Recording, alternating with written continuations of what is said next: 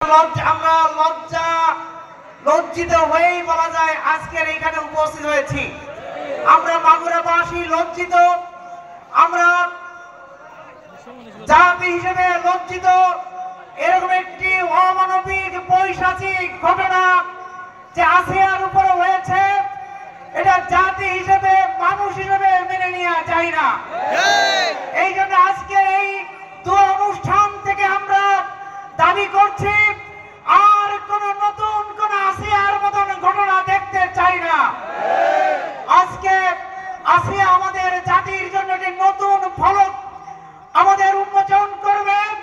তার মাধ্যমে আজকে গোটা বাংলাদেশের দাবি উঠেছে যে আল কোরআনের আইন, ইসলামী আইন চালু করতে হবে।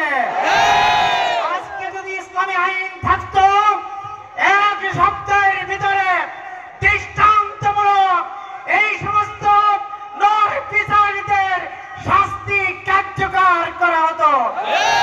আজকে এই আইনকে বাস্তবায়ন করার জন্য আমাদের মাগুরায় ছুটে এসেছেন আমাদের প্রাণ প্রিয় রাহবার, আমাদের মানবিক বাংলাদেশ গড়ার প্রাণ পুরুষ আমিরে জামাত ডাক্তার শফিকুর রহমান আমাদের মাঝে ছুটে এসেছেন।